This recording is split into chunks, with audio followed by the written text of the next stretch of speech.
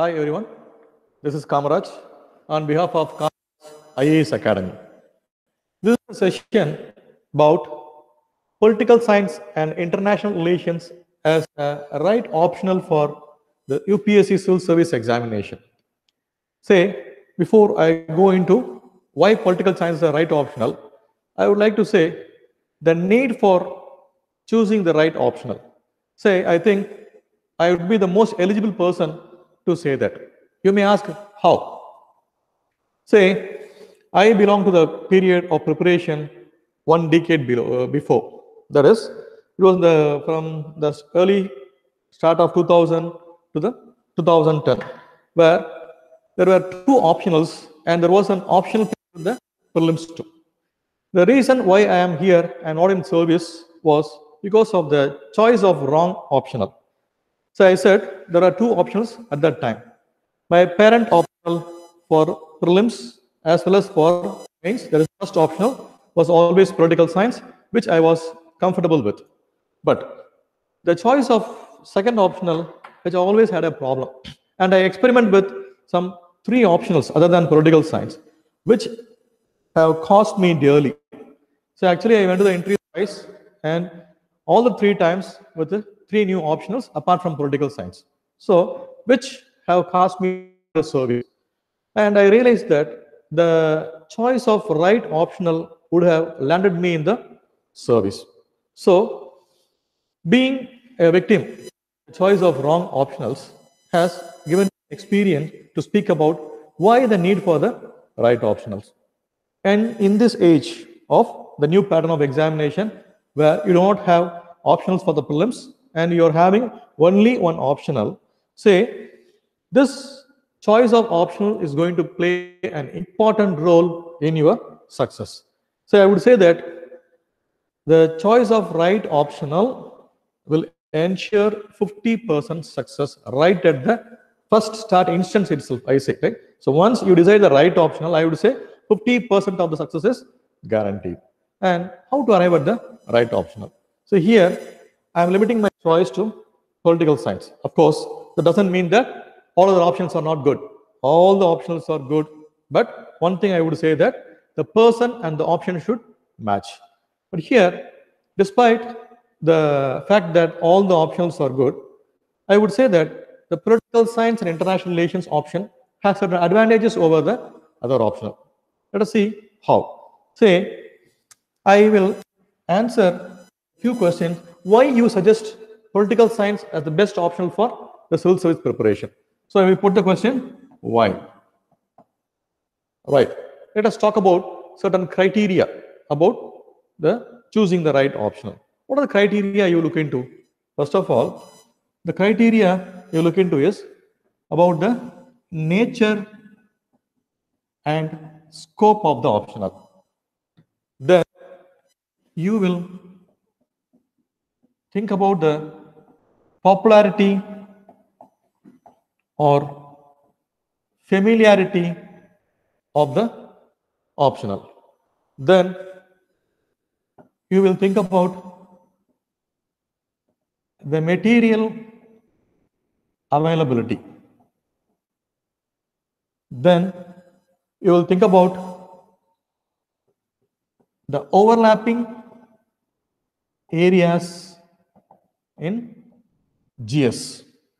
Actually, this is the most important criteria in this age of single option, because the option you are going to take should play a supplementary or a complementary role in your preparation for GS, because GS has 1000 marks, and of course taking the essay into account 1250 marks and only 500 marks for the options. Therefore, what I would say is this is an important criteria.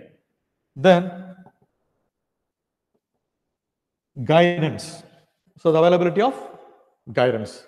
Then about a well-defined syllabus.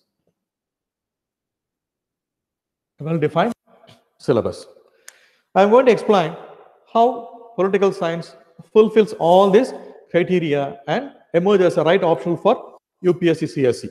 Let us start with the nature and scope of this optional. The option you should pick should be so concrete, because We have been so used to concrete things right from our childhood, and abstract things doesn't appeal us. So for example, you're going for philosophy, even though it's the easiest option, which is having a limited syllabus, but philosophy is abstract.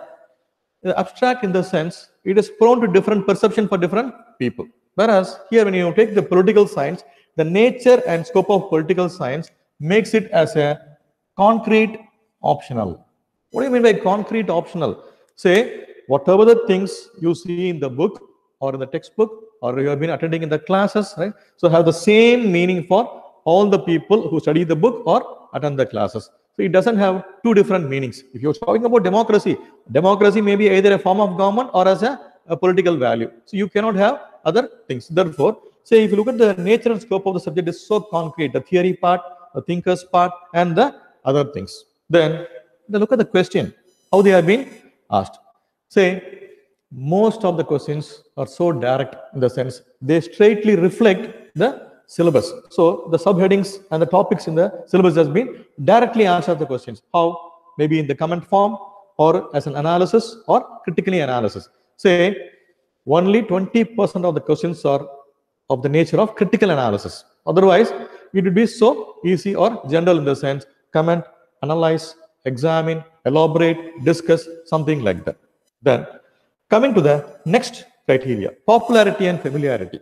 Of course, say the popularity of this optional, say this is one of a subject in the university, and the political science department was here in all the universities right from the starting of universities from 1857.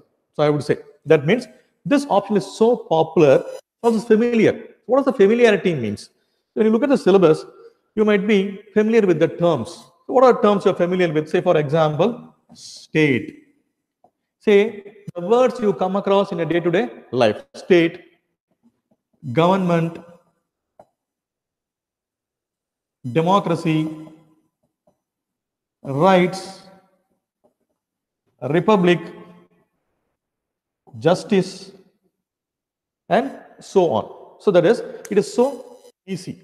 And for information, I would say that the second paper, that is the international relation paper, is the most easiest paper and the highest scoring paper in compared to the other optionals. And you can finish the paper, that is paper 2 of political science, in only 1 month. So it was the nature of the paper. So in terms of popularity and familiarity, I would say that you are so familiar with the day-to-day affairs and the themes and the things associated with this political science. Then the material availability. Say, of course, when you go for material availability, that should be available in the market. In this age of internet, you can have an umpteen number of sources, but still textbooks are irreplaceable. They form the basic and standard, or they fulfill the basic and standard needs of the aspirants. Therefore, here, the books are available. Yes, of course. Say, when compared to other optionals, which rely more upon foreign authors, here you have to go for 1 or 2 books for foreign authors. That too, Andrew Haywood's and Oxford publications for the paper 2. And for paper 1, I would say that the Indian authors are more than enough. Say, I have personally experienced that, and I personally took the optionals, and my highest score, so while writing political science at the time, was 368 marks, where I know that what to write and how to write. So where the materials, the Indian author material itself is enough. And of course, in our classroom program, we also provide supplementary materials for this thing. So therefore, yes, so material availability. Then overlapping areas in GS. Say, among the optionals, I would say political science is the only area or only optional which covers nearly 45% of the syllabus in GS. You may ask how. Say, I will come with a separate session or a video about how political science and the GS syllabus corroborate in a separate video. But as of now, you know that political science covers certain areas in paper 1, paper 2, paper 3, as well as in paper 4. Moreover, you may get an essay for 125 marks. Therefore, I would say that, say, out of 1250 marks, you may get more than 550 marks by preparing for political science. So it saves a lot of time. So overlapping areas in GS. Then the guidance. Of course, say, gone are the times, so there are no guides for. Say once upon a time, if you have to take an optional, everyone has to go to Delhi. Now the time has changed, right? So here, people from Delhi are coming to Chennai. So I got so many students from Delhi, so Noida, Himachal Pradesh, Agra, West Bengal, so like the other South Indian states, so even in Northeast India, which means that the guidance is available not only in Delhi, now it is available in South India, right here in Chennai. Yes, you have guidance here. The syllabus. Actually, speaking about the syllabus, so if you look at the syllabus may quite look lengthy. Taken together, paper 1 as well as paper 2, we have 41 units. So of course, it may look like a vast syllabus.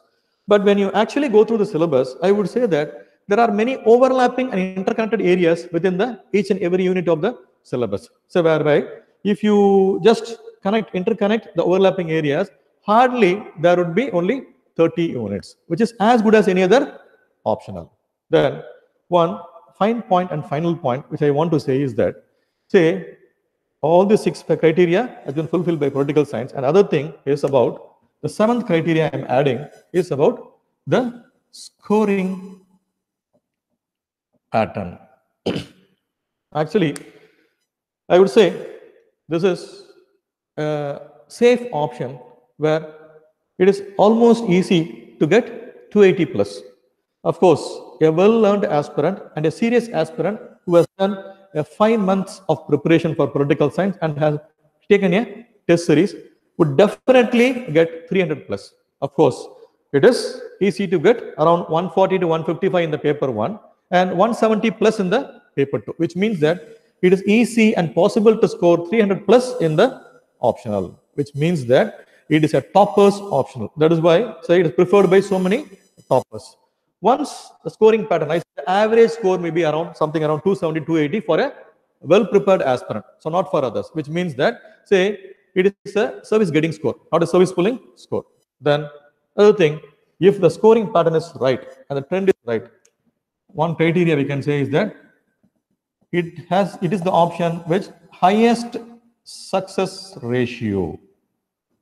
If you have any doubt, you can go through the UPSC publications. So where it has come with a survey, so you can search in the net. So where which option is the has the highest success ratio or a well-performing option?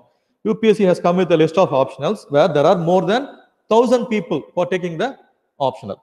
Say among the optional, literature tops. Of course, any literature, whether it is Hindi literature, Tamil literature, or Kannada literature, or Malayalam, whatever it is, literature has the highest success ratio of nearly 25%.